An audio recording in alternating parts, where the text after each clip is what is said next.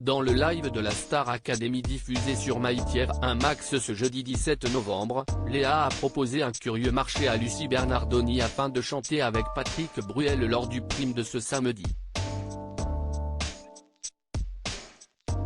Mais la répétitrice ne cesse pas laisser berner. Patrick.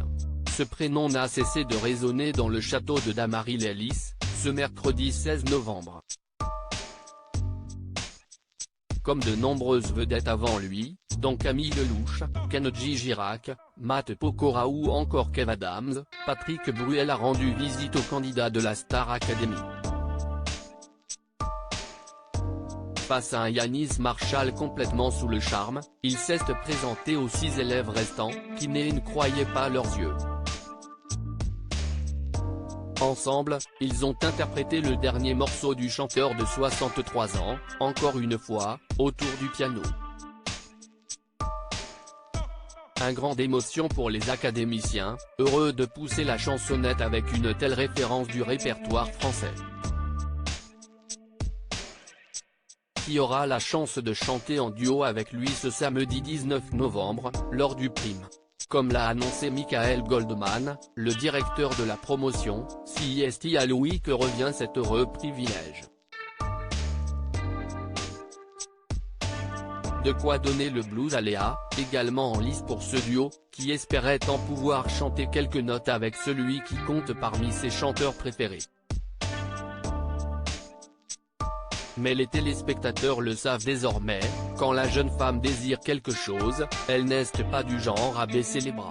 Léa fan de Patrick Bruel ainsi, lorsque les deux répétitrices des primes, Lucie Bernardoni et Marlène Schaff, sont venues leur rendre visite pour réviser leur performance du week-end, Léa a sauté sur l'occasion pour leur demander un petit arrangement. Expliquant que le morceau encore une fois de Patrick Bruel était son préféré du moment, elle a demandé aux deux professeurs si elle pouvait faire quelques chœurs lors de sa performance avec Louis ce samedi. Mais si l'ancienne candidate de The Voice s'était plutôt ouverte à la discussion, celle qui a été très proche de Grégory Le Marchal, elle, a été catégorique, cela affecterait l'équité entre les candidats. En effet, chaque académicien doit avoir le même temps pour performeur, afin de ne pas influencer les téléspectateurs dans leur choix. Mais là encore, Léa avait une solution sous le coude. Elle a ainsi proposé de céder quelques-uns de ses couplets à Enola et Tiana, avec lesquels elle va chanter en trio, afin de pouvoir chanter avec Patrick Bruel en contrepartie.